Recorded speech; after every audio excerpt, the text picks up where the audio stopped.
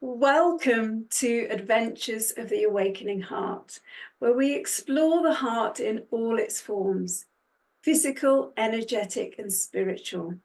And through the stories of our guests, allow the heart to reveal its mysterious truths and infinite wisdom. Today's guest is the inspirational teacher of heart wisdom, Rev Padma Devi Sumananda, founder and president of the charity foundation Heart of Living Yoga, or HOLY for short. I first met Padma online less than a year ago when I heard about Heart of Living Yoga and the wonderful Heart Festival that they host once a year here in the UK. As soon as I connected with her, a deep sense of calm and peace came over me. And I knew I wanted to know more about her and more about her organization.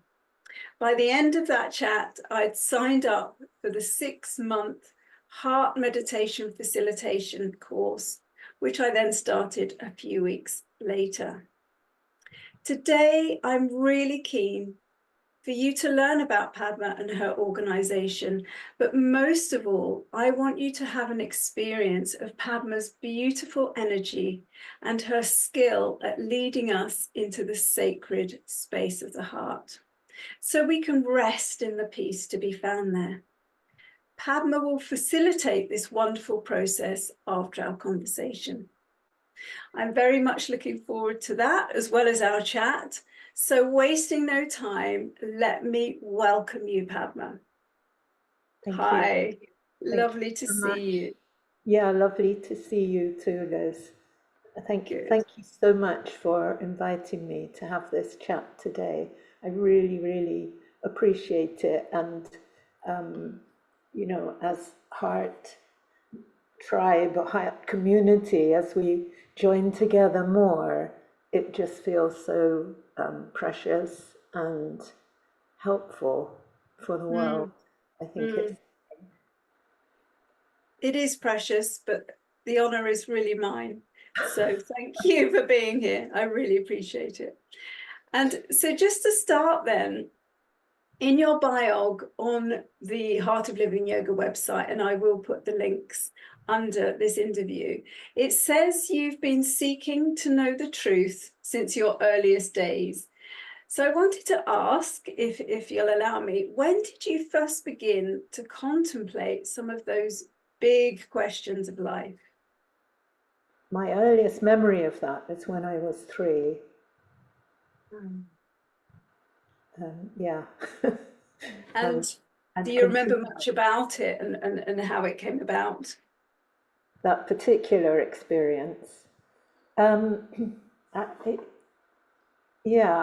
probably would focus on the inner experience of that, which was the experience of the seeker, who was being the witness at that time.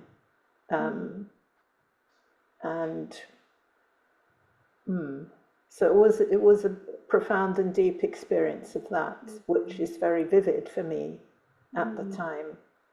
And it was, I will answer your question, it seems. It was initiated by my mother asking me if I would like a biscuit. Okay, a very straightforward everyday experience. You would think so for a 3-year-old, but for me, it initiated a deep dive into consciousness, starting with the question, what tells me how to know if I want a biscuit? And then it followed along from there, and very quickly became, as I say, I don't know what to call it really.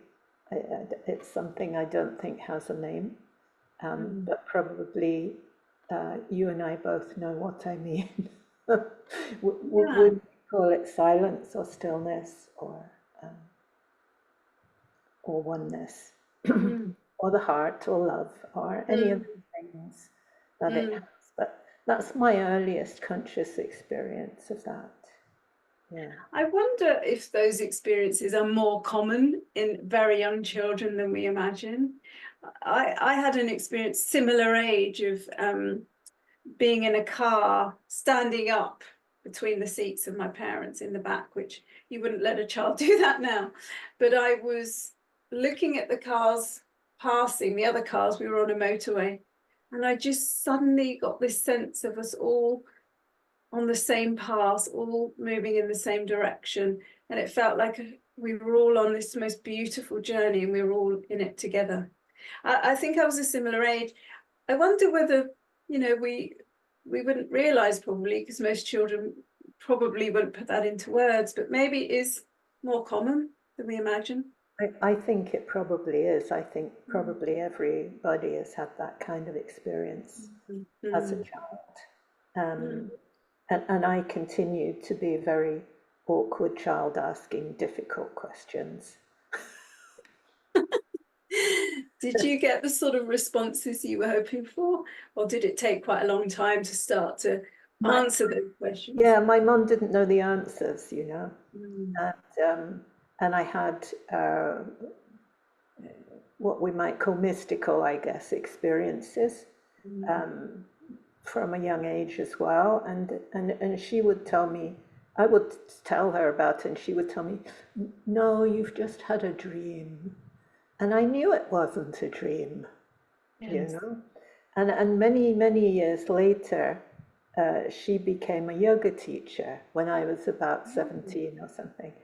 And I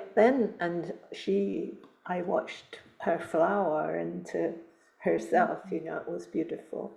And I asked her then, why did you say those things to me? And she looked at me so kindly and said, because I was afraid. Oh, wow. And How I interesting. think that it would be also very common, for parents with a child that's talking about, you know, having conversations with people no one else can see and Absolutely. Yeah. thing. Yeah, yeah. Yeah, So because sorry, I was just going to say, I think again, it's more common than we imagine for children to be connected and to see spirits or commune with spirits. But if we ask our parents, they're probably going to quite quickly, a lot of them, sort of shut that down or give a different explanation, and then that would cause often that young child to think that they've imagined it, or that perhaps it was wrong that they had that experience. yeah, I wasn't that child. I just thought everyone else. I wouldn't say anything, but I had this deep knowing in myself somehow that it didn't question itself. Um, and I also learned when I was about 6, I learned not to talk about it. What really? When I asked my best friend if she remembered when she died, Wow. because I thought everyone did. Yes. Yeah. And what reaction did you get from that? Screamed and ran out. So I thought, oh, don't ask that. I was content to Mm, know about it myself, and mm, my parents had clearly shown me don't talk about it. My friends showed me don't talk about it, yeah. but it didn't somehow make me doubt it. Well, that's great. That's wonderful. That Yeah. sense was obviously very strong in you. Sorry, the what? That sense of knowing, like you say, was obviously very strong. Um, yeah, I seem to have been blessed, or whatever it is, with a strong remembrance of why I came here. And I don't think it's anything special. I think it's because I'm a very slow learner. This is what I actually think, okay? I think that many times I've come and forgotten Mm, of why I came. And sometimes I think I'm like the kid that the parent gives a note and says, take this message to Mrs. Smith in the next street, you see. And off I go with a note in my pocket, and I see the circus, and I go into the circus. It looks exciting, and then I somehow start working for the circus. I grow up, I get married in the circus, I've gone off somewhere with the circus. I come to the end of my life, and I find the note in my pocket and go, oh no, Mrs. Smith, I forgot. So That's what I was meant to do. I just think I'm that kid. So Yes. I feel that this time I got like a post-it note Mm. and didn't put it in my pocket. I stuck it on the end of my nose. And I feel really that has really been right in front of me my whole life. So Yeah. that I have been focused on that this Mm. whole lifetime. Mm. And that's amazing. So your mother trained as a yoga teacher when you were a teenager. Is that what led you towards yoga, or were you already interested before that That's stage? another interesting question. So I was deeply interested in philosophy. Mm. Um, I was, I must have been such a weird kid when I think about it. I was, a precocious reader. I was reading Wittgenstein and things when I was about 9. Um, thank goodness for public libraries, in those Yeah. days. Um, and so I was been reading about philosophy, lots of different kinds of philosophy for some time. And then a few years later, she became a yoga teacher. And in my divine wisdom of a teenager who obviously was immortal and knew everything, yeah, of course, I thought, what help is I can possible exercises? What help can that possibly be for, my mission? And I was not interested. And I'd read about yoga philosophy and stuff, but I couldn't see the value of what she was doing. I went to her classes and so on, and I enjoyed it. Um, but I still had this, very kind of arrogant teenage question about what possible help could this be. And, the divine heard this question, I think, and with a great sense of humor, made me a yoga teacher trainer for about 35 years so that I could get the answer to that question. Yeah. So you make sure that you really knew. You Yeah. can find out So exactly what is the value, which is yeah. huge, of course. Yes, yes. And that's really been your life's path, because you could have obviously gone in many different avenues spiritually, but you came across your teacher, your correct me if I'm wrong, but probably your greatest teacher, Sri Swami Satchidananda, if I pronounce that correctly. Yeah, that's right. So how did that meeting come about? Can you remember how it felt when you How first it had that? felt. Yeah, well, I can tell you another, maybe, I don't know if this is okay or if it's what you want to hear, but I could tell you another story of my arrogance. Yes, yeah. Is that great? Yeah. In those days. And I hadn't been interested to go meet him. And I was saying, a friend invited me. I said, oh, it's a long way to go. Mm. And then she said, well, we'll come and meet up with your old friends and have some fun. And I said, yeah. So, and I didn't, at that time, I didn't know what a Swami was. I didn't know anything about anything at all. But I had heard about something called enlightenment, and I had heard that this person was supposed to be enlightened. And at that time, I had the very clear idea But this this mission, whatever its name might be, it could. I didn't call it enlightenment. Other people might have called it that. It's never felt like that to me, to be honest. But I had this clear opinion within myself that you didn't need anyone else for this or to join anything, and that it is a perfectly natural process, and Buddha did it on his own, therefore it's possible. That was my point of view. Okay, and my doubting mind was saying, this enlightenment business, maybe that's another fairy story. And so I made a plan, and I thought, when he comes, I can't believe it, but I did. I made this plan. When he comes, I'm going to look in his eyes, and I will know. That was,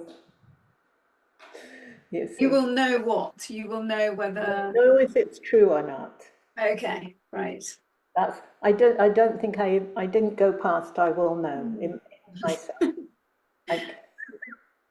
I'll know something.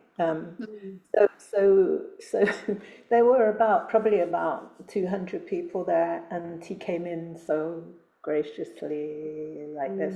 And suddenly I was about 3 rows back, and suddenly everybody in front of me suddenly disappeared. Well, they were all bowing to his feet. Right. As he, I didn't know anything about anything like that. It was just, they're on the floor. I was not interested. I had my plan, you see. So in this sea of devotion, I must have been standing there like a hawk, waiting for my moment. Yeah. And he came along and of course saw this hawk standing in. It's quite embarrassing to tell this now, but and he looked at me, and the first thing I saw somebody who he was in his 70s then, and first thing I saw was someone who looked about 6, who was ready for ready for anything. Right. So other people have told me that that wasn't him, that was a reflection of me. Which is possibly true, as you're seeing. So the next thing I saw someone who was completely empty, and because of that, completely full. And I would say in that moment, my whole life changed from one moment to another. What age were you then? I was probably 40. Okay, Yeah. right. Okay. Slow learner, you see. So had you been practicing yoga before that time? Yeah. Okay, right. Yeah. I was practicing yoga. I'd been a student of Padma Devi for about 3 years. And he was, of course, her teacher as well. And that's how that happened, that I was going to meet him. But before that, I'd been doing, British wheel yoga classes in the UK, because that's all there was. Yeah, okay. And so that experience was obviously deeply impactful. How did things progress? Because you became a devoted student of his, didn't you? And ended up teaching his form of yoga. Well, yeah, I was still, I was very shy in those days, and, I would say somewhat hesitant, and all that sort of thing. Although within 10 minutes of meeting me, he called me Padma, which at that time wasn't my name, you see. Right. And then, so I was looking behind me to see who Yeah. he was talking to, and he Yeah. was saying, "No, you, Padma, you." And I just thought, he's old, he's got me muddled up with some, Yeah. in my wisdom again, you see. Yeah. I, the only thing I probably know is that I don't know anything. It's Come to that conclusion. proven over and over again every day. Yeah.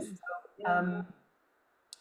Yeah, and so I was there with him for that first week on a retreat for a week, and I would always be at the back or behind the door, looking around the door. And he always would see me and call me to the front, which for me was the worst thing. Was that I did not want that. Was the but within 2 years of that, I was sitting on a stage with him, being interviewed and introducing him and giving this a guided thing about yoga, and all of this being filmed, and TV and newspapers and all this, without a qualm. Wow. Yeah, Gosh. Yeah. yeah, yeah. So who knows what that kind of grace is? But what I feel is the grace of it for me is that happened, and that I somehow had the wisdom not to step out of it. So So from you, there, it's just flowed. you know, you didn't step out, you dived right in by the sounds of it. Didn't feel like an option. It felt, delicious and everything. Yeah. Yeah. And yeah, it was a beautiful beginning of my path, I would say. I would say that's where it really seriously and perhaps began, and opened and flowered, and leading up to Heart of Living Yoga being born as a direct, I would say, result of that. Yeah, Yeah. because he told us, live in the heart and visit the mind when you need to. Well, this is a jolly good advice, you see, and I could see he was doing it, and he never told us how to do it. Never. You see, all the teachings were the traditional ones, and they're very, very valuable. But it didn't include, there are traditional teachings about the path of the heart, but they weren't included at that time. I would say they're still somewhat hidden in the yogic world, but that's a very ancient path, called Hridaya Nishta, which is abiding in the heart, or they sometimes call it Atmanishta, which is abiding in the soul. And for yogis, that's the same thing. Yes. So you've taken on that mission in a way to help people really find a way to come into the heart and connect with that. It seemed to find itself, to be honest. Yes. Yes. Present itself and teach itself through me, is what I would say. So his form of yoga is called integral yoga. How is that different, or how does it compare to other forms of yoga? Or is it different, really? How does that yoga? Well, it was, I said before that I was doing British Wheel of Yoga. Yes. Well, I found that form of yoga, which wasn't available in the UK in those days. And that form of yoga is based on something called the Rishikesh sequence, and also the 4 traditional schools of yoga, which are Raja, Bhakti, Jnana, and Karma yoga. They're the four traditional schools of yoga, not Shivananda and James. Yes. So it's a combination of all of those. And I discovered that every single class took me to the place I wanted to go.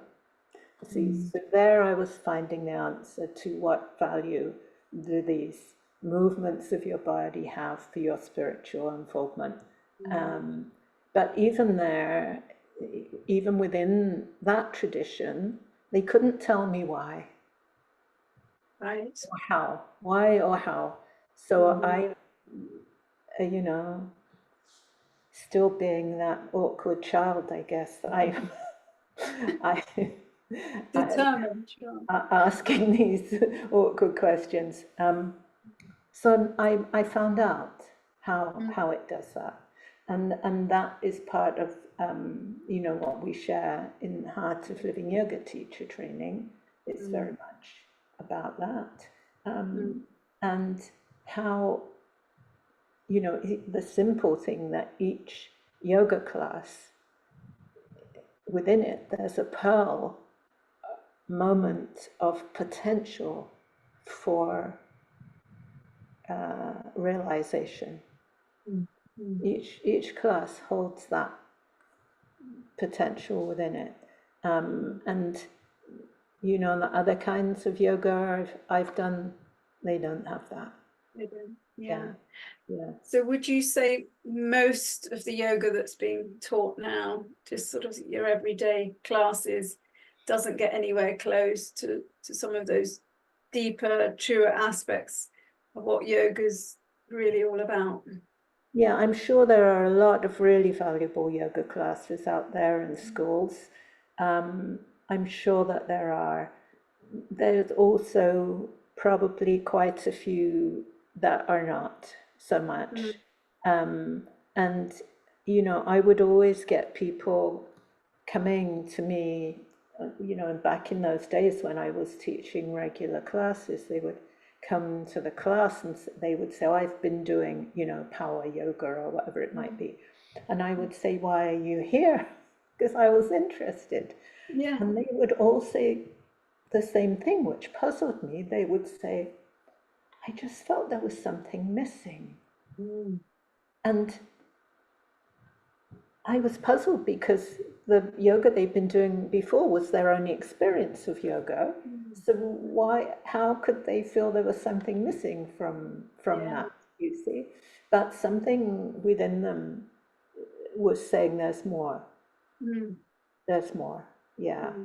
And I would say that was probably my journey to that, being open to that more, to there being more, and that more is just yearning to reveal itself and share it.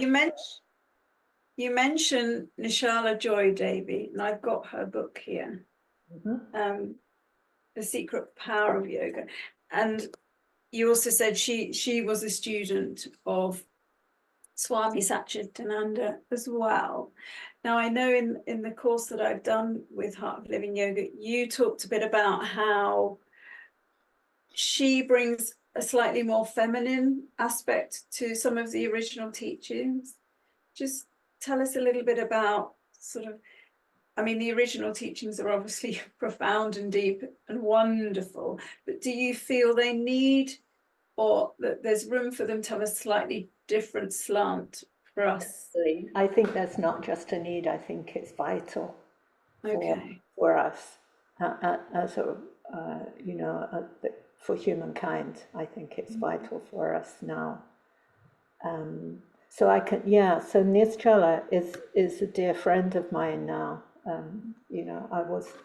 When I first knew her, she was a Swami, and I thought she was floating about 6 inches off the ground.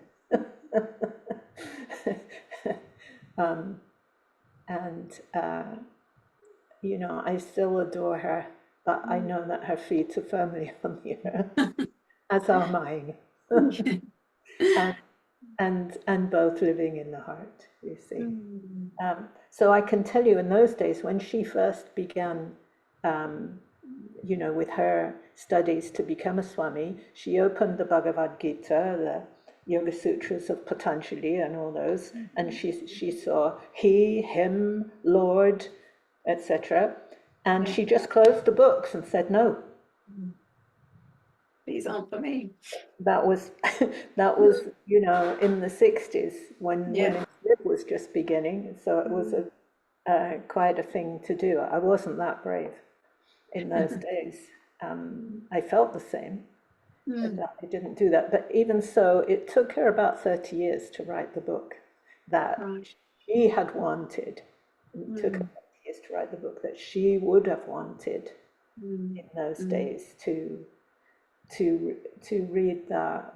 We might say, we call it the feminine aspect, but it's not, I don't find it really, I just find it the human aspect, the full human aspect, which is heart-centered, not mind-driven. So it's not that it's a competition between mind and heart. It's that the fully human, authentic human is in the awakened heart mind. That's what I call it, the awakened heart mind. And you become very useful, it seems. I expect you found that. Well, I know you've got your Heart Source and the Awakening Heart Collective going on, and your newsletters and a lot of other things. So, and I'm pretty active as well, supposing to be retiring and more. I don't think it's big enough. Yes. So you become, it seems you become easeful, peaceful, and useful, living this way. Peaceful and useful. Peaceful and useful. And also, I want to let people know, efficient. Okay. I don't know if you found that, but certainly your focus is very clear. It's very easy for you to see to the heart of things with the eyes of the heart. It's really clear what is the essential part where we put our awareness. So, you probably know this. Modern psychologists tell us that the main function of the mind is as focus selector. So that's focusing where we're going to put our attention or our awareness. And they're saying that's its main function. And then I think of it like a remote control for a TV, you see. And then we let the remote control run our lives. It's not very intelligent to do that, in my view. So when we can find our heart center, when we can experience our heart center and mind drops into heart, there is the meeting and the melting that is really helpful for an easeful, peaceful, useful life. One of the best ways I've heard it described, or a way that I really like, is that the mind and all of our human parts want to fulfill the role that they're really designed for, and the mind's role is actually to be an empty vessel. And of course thoughts come in and thoughts come out, but it wants to be an empty vessel waiting for guidance from the heart, and then it can take those messages and that wisdom from the heart, and then its role is to put it into context and to make it work for us in this physical realm, because we do of course need our thinking mind to allow us to to live in this world. But it's like its role is to wait and listen to the heart and then take that and work with that, rather than it coming in with thoughts first. But I think we fill our minds so much that we don't ever get a chance for it to be empty and to listen to what the heart has to say. Yeah, I think a lot of people don't have that chance, and they're constantly overstimulating the mind. They've got earbuds in, they're not hearing the world around them. They've got some podcast or music, Yeah. and they're on a screen looking at something else at the same time. Yeah. And it's become an addiction, really, hasn't it, to be stimulated all the time. We find it hard now to not be. To be quiet is so strange for many of us that, you know, it's just not something we even think about. So to you, you talked about this awakened heart mind. Is that what you called it? I think I did, yeah. Yes. What does that really mean to you? And also for you, what is the deepest purpose of the heart? Yeah, I find awakened heart mind is a kind of translation of the Buddhist term bodhicitta. Yeah, which is like wise mind, wisdom mind, which I would call heart mind, awakened heart mind, or something like that. Yeah, and the deepest. Sorry, what did you say? The deepest what of the heart? The deepest purpose. What is the true purpose of the heart in our lives? A big question. Well, it is, and who knows if we could ever know the full answer to that. At the moment, I mean, there's, I can say things like that maybe it's for love to realize itself as us. So, a big part of the spiritual path is this path of undoism, not what I learnt from my teacher was a Hindu. I learned to undo and become an undoist. And so that's really important, seeing it from that perspective, that love is loving all of this into being for its own awakening as us. So where am I in that? The mind will say. And then hopefully the mind will go, aha, but that sounds like something I deeply would like. So perhaps I can, let myself experience this, and mind can melt into that. But further along from that, contemplating, from the point of view of consciousness itself, or the absolute, or however we might want to call it, or love, we could call it the same. Why would it contract itself into these infinitely small fractals of you and me and everything? You see, that's the kind of awkward question that the 6-year-old still asking these questions. You see, why would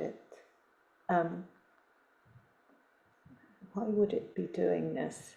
And it seems to me that possibly a possible answer for me at the moment is that it could be for the potential infinite expansion of compassion.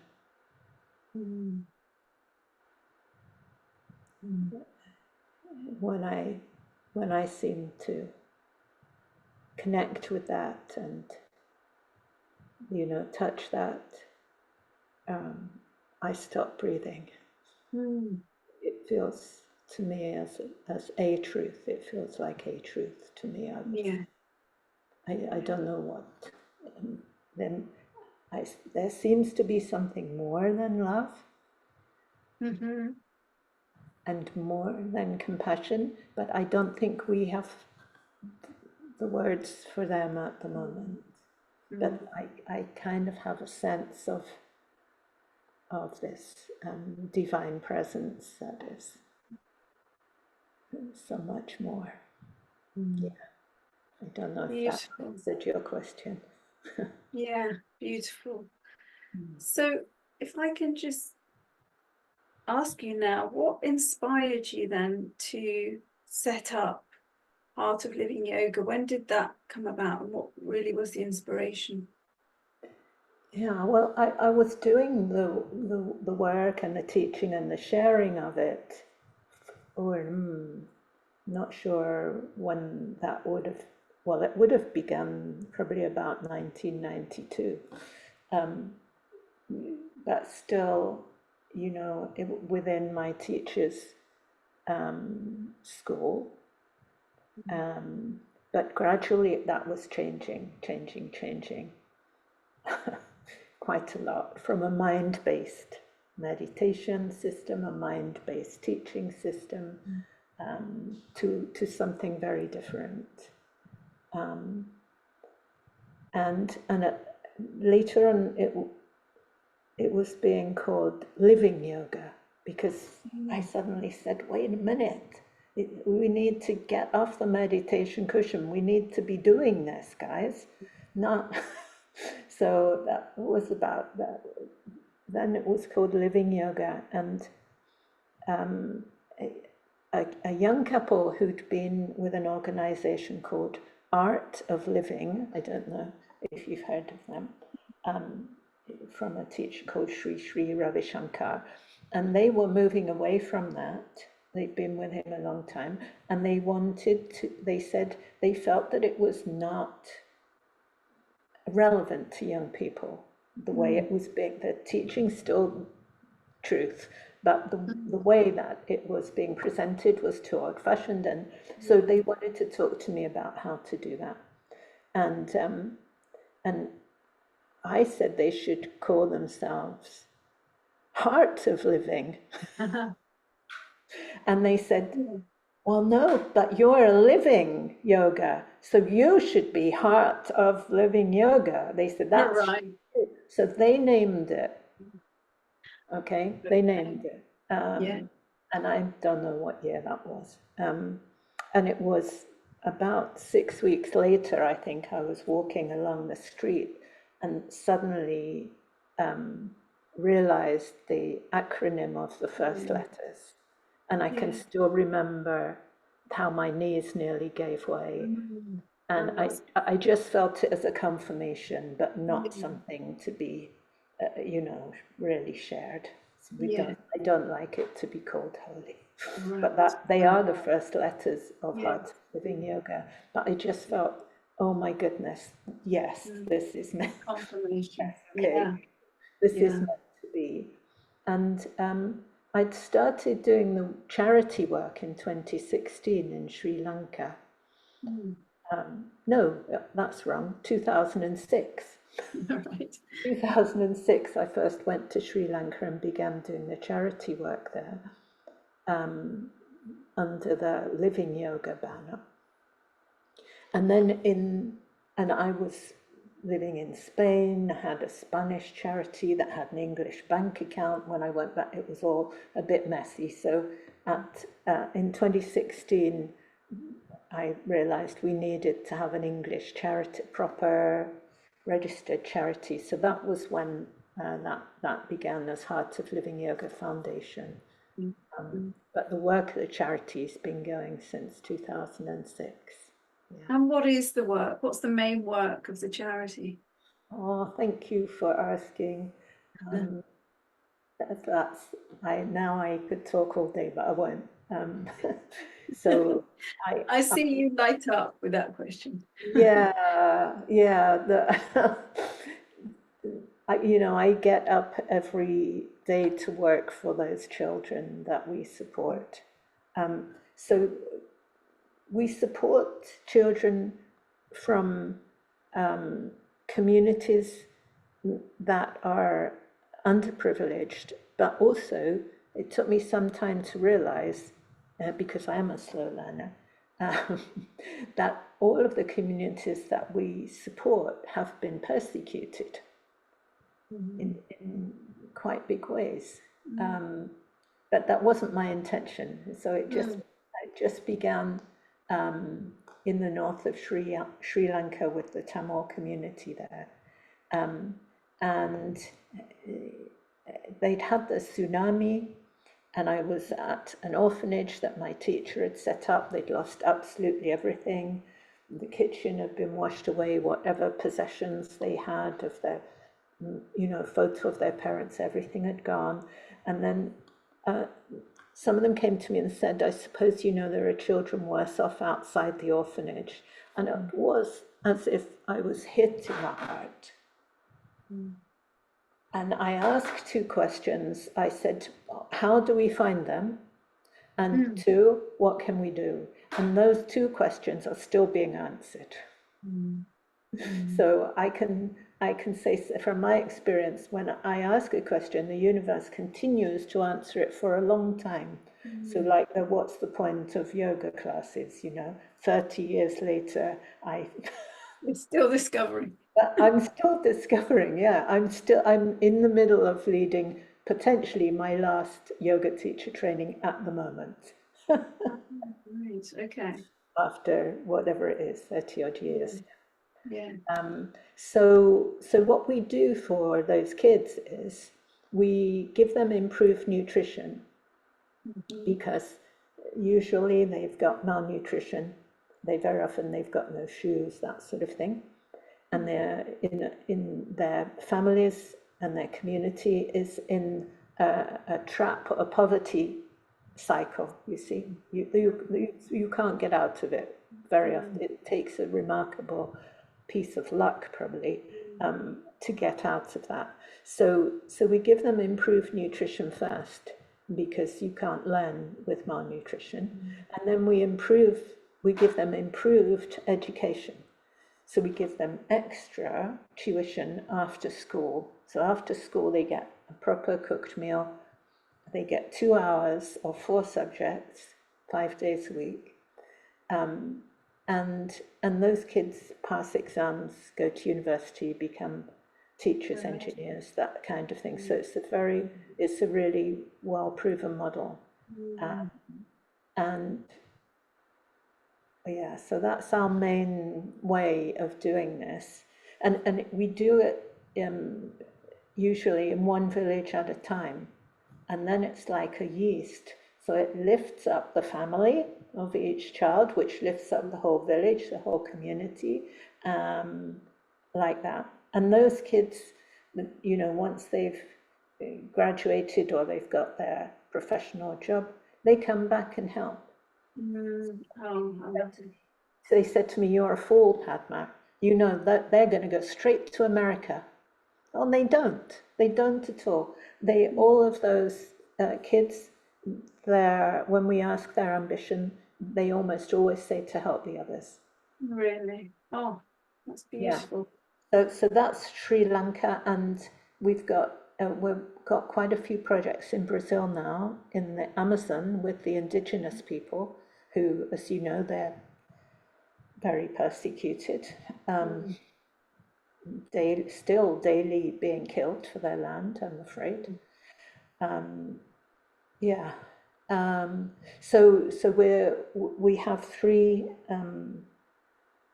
indigenous schools in the Amazon in Brazil, where they're learning their own culture and language and about the medicinal herbs in the Amazon rainforest. One of the universities has attached itself to one of those projects to make a research project, give a lot of street cred to what they're doing, Yeah. and their culture and crafts and all of that in the other schools, and their healing modalities that they have, not just the plants, they have healing uh, kinds of massage and different things like Yeah. this. So we're protecting, preserving, and passing Yeah. on these Very as important. well Yeah. as the national curriculum. So, so they're there, and there's an eco-educational resource project where they've been able to preserve the last living tributary of the Amazon. So I've been there and I've seen that all the other tributaries are black and dead.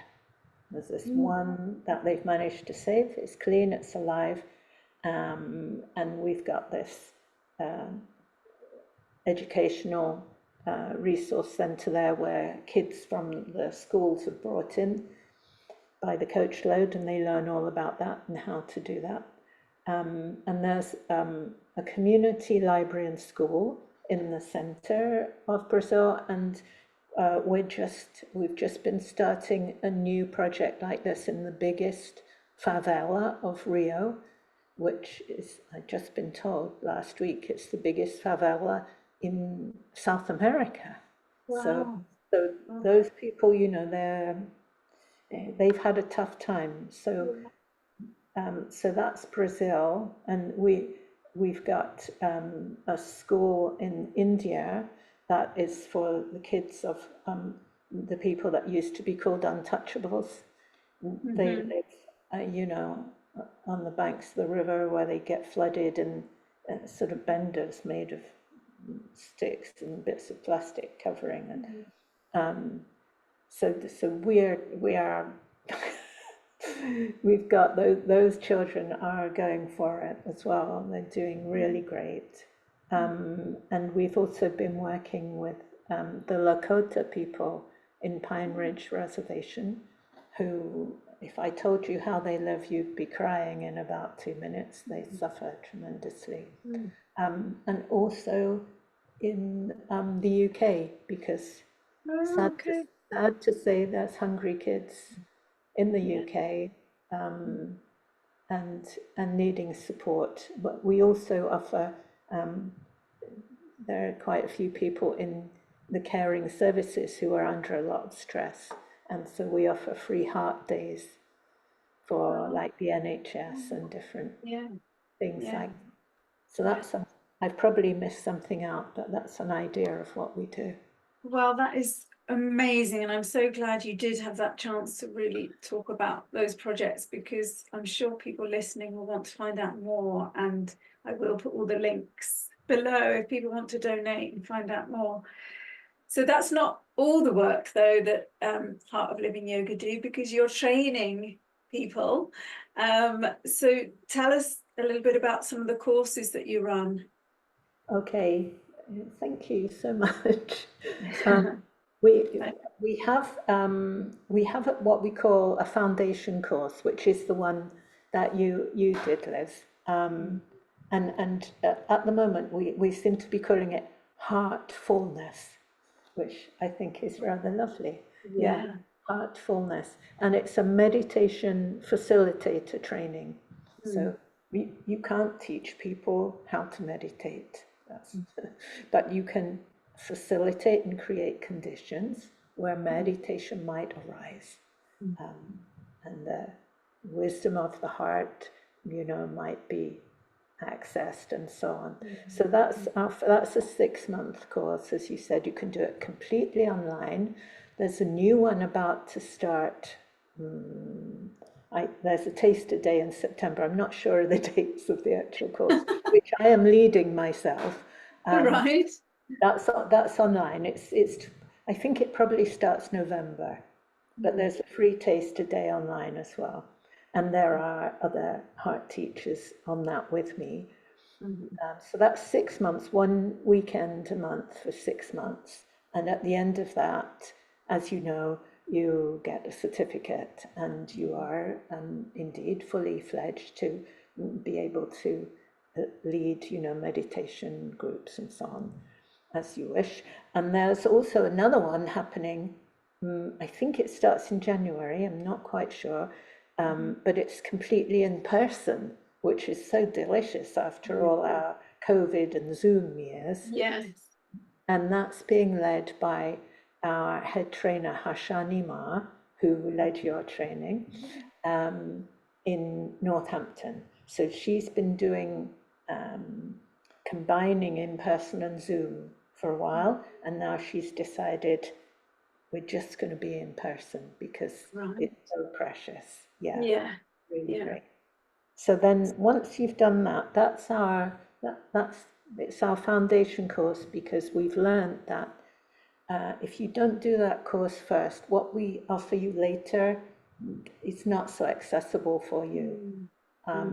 So we ask everyone to do that first, and then there's the possibility to do Heart of Living Yoga teacher training, which is over another 6 months, but 3 weeks of it is residential.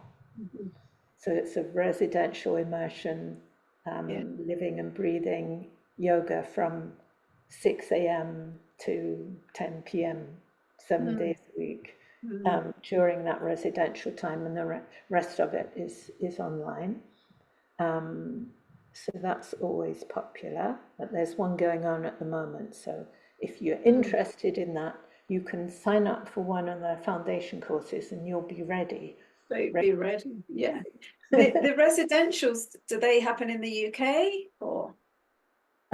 Well, this year it's part of it's in Portugal. We've just had that hit. I live in Portugal, so that's really handy for me. And the other 2 weeks here and 1 week in the UK. So that might change, although it's really lovely to do that here. Yes. In the sunshine.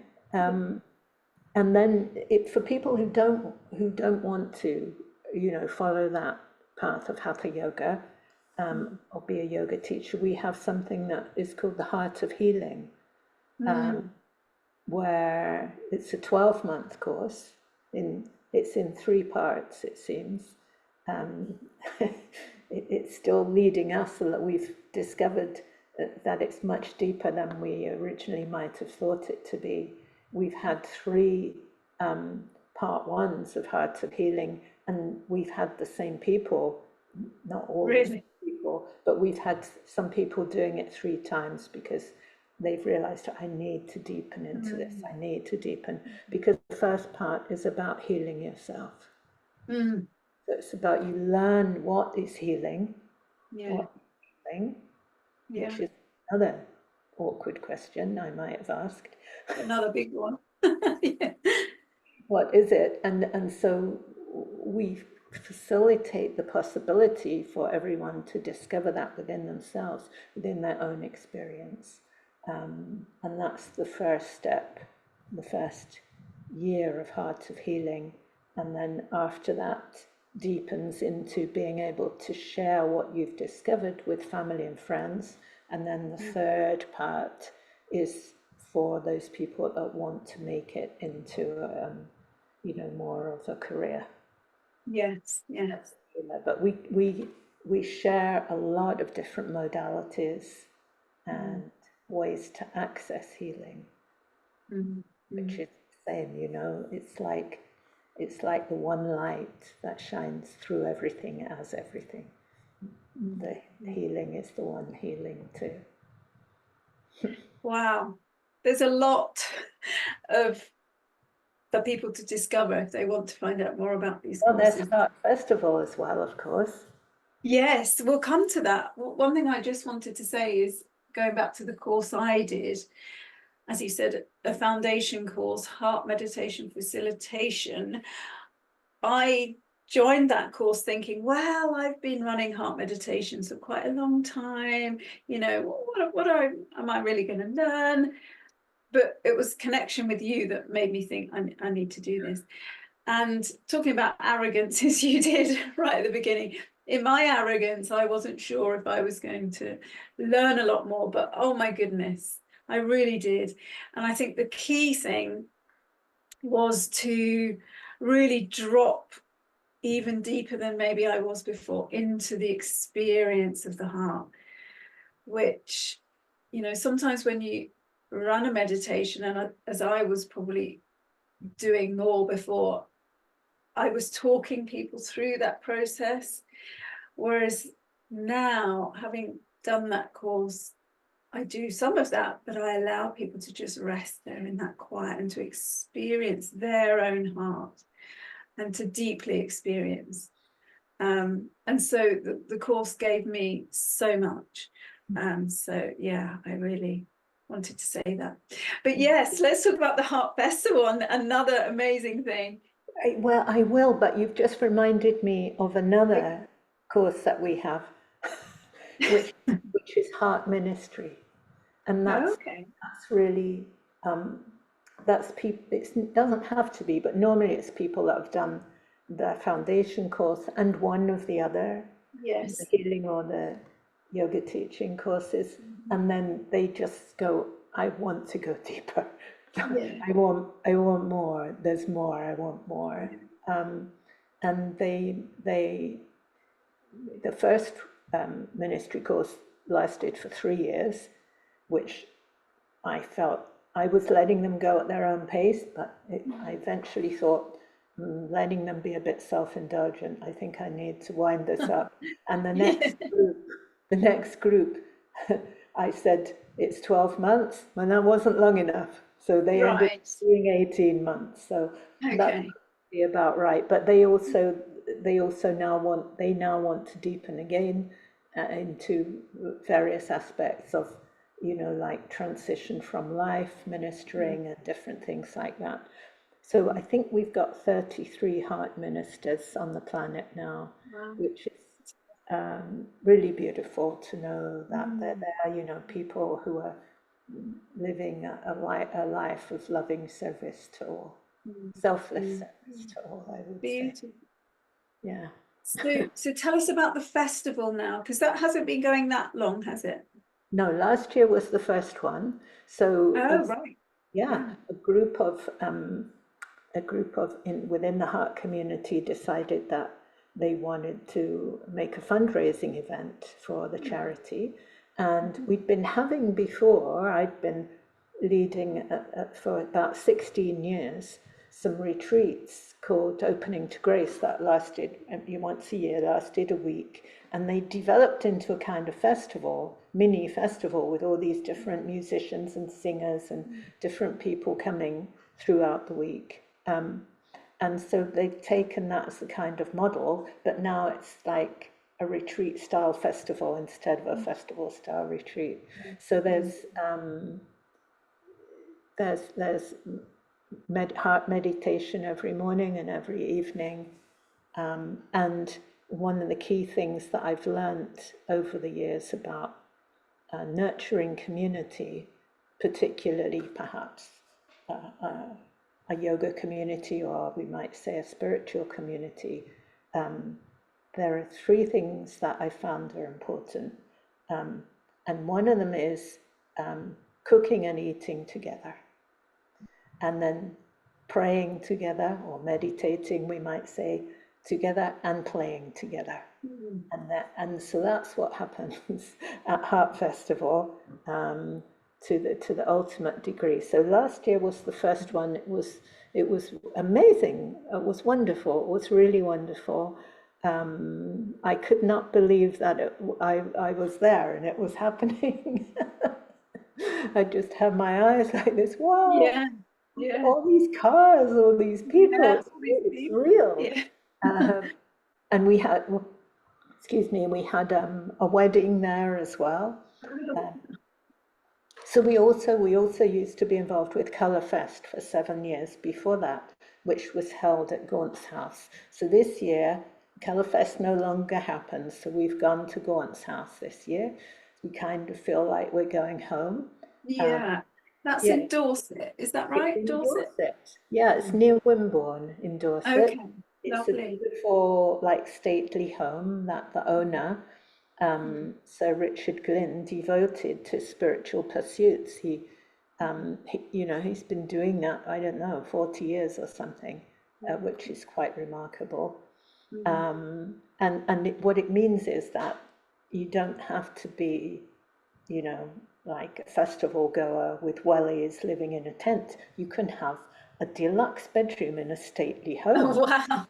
with a bathroom and everything. Yeah. Or you can camp, obviously. Yes. Yeah. So there's both options there, which for me, as an older person, I very much appreciate that. Yeah. Yeah, and there are, so many amazing kirtan artists, musicians, and singers, and dance facilitators, Rumi poems being sung, and there are two rather famous artists who are coming this year to create a community art mural. So it will be like a mosaic, and everyone has the opportunity to paint their part, a little tile of the Yes. mural, Yeah. and Yeah. it will be revealed at the end of the Yeah. festival, Oh, the whole thing, the beautiful. big Yes. art Yeah. that will have been made by everybody. And there will be a wonderful poet there during the festival going around just chatting with people. And she's going to weave what she's hearing from people about the heart into a series of poems, which will be shared Yeah. when the Amazing. art Yeah. Yeah. installation is unveiled. I love that, because That's gorgeous. Yeah. that's everyone coming together and making something beautiful together that everyone can share. That's like win, win, win, win, Yes. win. Absolutely. Yeah. It's I don't know if it's my, the kind of saying that Heart of Living Yoga sails under. Feels like I'm saying it now, feels like this might be the sail that catches the wind that actually carries Heart of Living Yoga along. So it says, I give, you give, we all receive. And that's how we work. We're all volunteers, no one's paid. We don't have any premises or Land Rovers or any of those things. All the money that, we raise money from the courses and events that we run, and people very kindly do give us donations as well. But all of that money goes to support the children. I'm not paid anything. I'm fortunate to be able to pay my bills. Um, Just repeat that for us. It's so simple, so beautiful. I give, you give, and all we receive. all, yeah. Yeah. Perfect. So tell us when, because we're already in August. When are the dates? It's not long, is it? For the festival. Not long now. It's just yeah, Now I'm asking like you. 3 weeks, I think it is. So Yeah. it's Yeah. the 23rd to the 26th of Okay. August. It's the bank holiday weekend Mhm. at Gaunt's house. And if you want to know more about it, it's the website is www.heartfestival.co.uk. So the Nice and festival's got simple. its own website. Okay. I will put all of that below Okay. this video so people can find it easily. Padma, this has been a really beautiful conversation. I knew it would be. And we've covered a lot, and I'm so glad we did. What I wanted to do now, just to round this all off, is to allow people to experience their heart, because not everyone watching this has maybe really deeply connected with their heart before. And I felt that it would be really nice to allow people to do that at the end of this conversation. So shall I hand over to you now and allow you to take us into that journey? Thank you, Shanta, Liz. Thank you. Yeah, what a beautiful blessing and opportunity. Um, I- yeah, I hope I haven't overspoken in Not my at all. enthusiasm. Um, but here's an opportunity to come into a deeper kind of silence. So inviting everyone who may be with us, seen and unseen, those of you who might be with us on a recording, inviting everyone to allow the eyes to gently close, feeling the gentleness of the eyelids softly folding, enclosing the eyes in the warmth and the darkness there, so the eyes can soften and relax. And inviting you to bring a very gentle touch of the hand to the heart center, right in the center of the chest. It's that place you point to if someone says, "Hey you," and you say, "Who me?" and you point right here, "Who me?" So just letting the fingers or the hand gently rest on that place. Watching the breath and feeling the chest moving gently under the hand. The chest gently rising and falling with the breath under the hand. Letting awareness come within the body where the hand is touching, into the heart center, the spiritual heart within. And it begins to feel as if the heart itself, the heart center, is breathing. So just staying with that gentle breath of the heart. And perhaps consciously taking a breath in through the heart and sending the gentle breath out through the eyes. Feeling the eyes respond, softening even more. Perhaps taking another breath in through the heart center and sending that gentle energy out through the eyes as you exhale.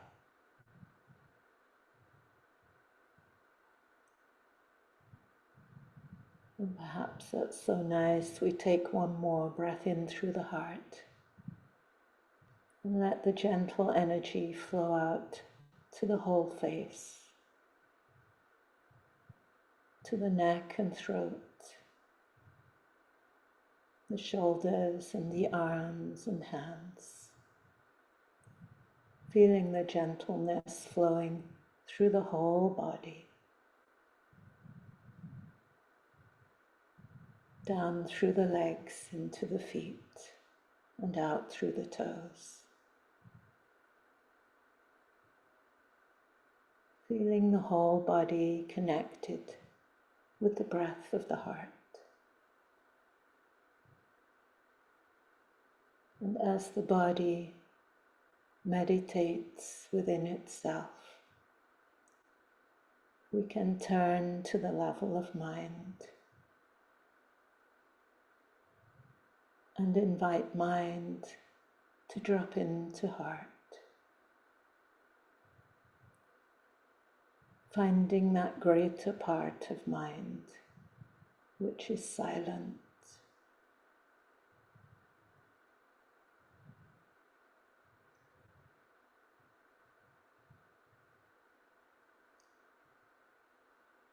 The greater part of ourselves which is stillness.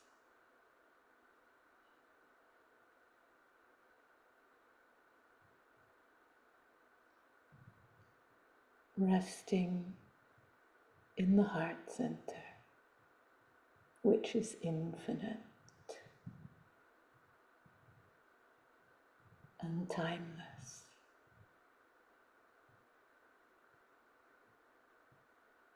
coming home to yourself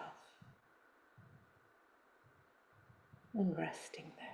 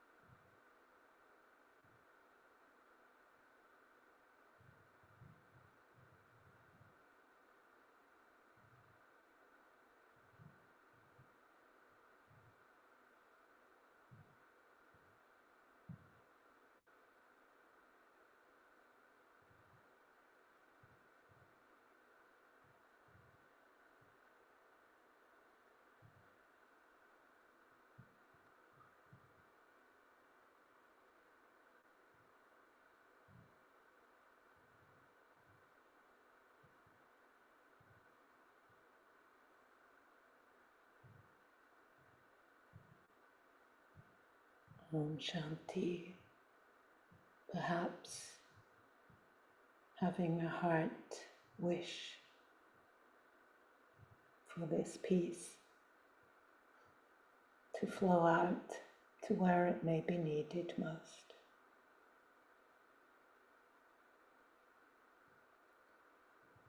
Perhaps allowing a heart intention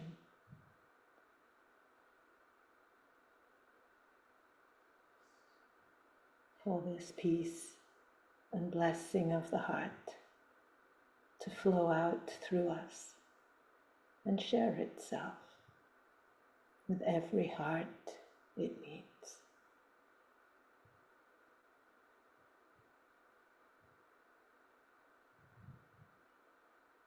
Letting ourselves become a channel, an instrument,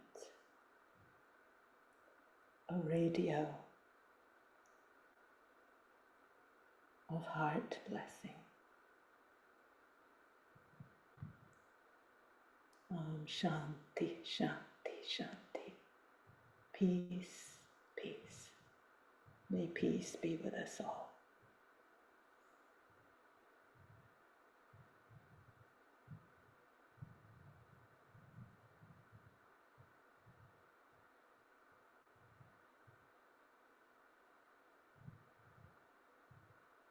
Thank you so much, Padma. I don't want to say too much after that because I'm sure we're all just in that blissful place. If only we could all do that just once a day. What a different world we would live in. Oh, so beautiful. I would just say a few words that there is a 5-minute meditation on our YouTube channel that everyone can do every day. Perfect. 5-minute, 10-minute, and 15-minute. I will link those below as well. Thank you so much for your time today, Padma. It's been an absolute honour and a pleasure.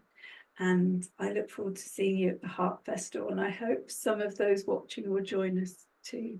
Yes, and perhaps we should mention the Heart Revolution film that's going to have a special screening there as well, with Benedict Just, the filmmaker, is going to join us by Zoom. Just another amazing thing. Another exciting thing that's happening. For those who don't know, the Heart Revolution film, I'll put the link for that below. So that's something else exciting happening at the festival. It's going to be amazing. It'll be my first time and I can't wait. So once again, Padma, thank you for joining. And thank you to all of you for watching. I hope you've enjoyed this wonderful session and I look forward to connecting with you again soon. Take care. Thank you.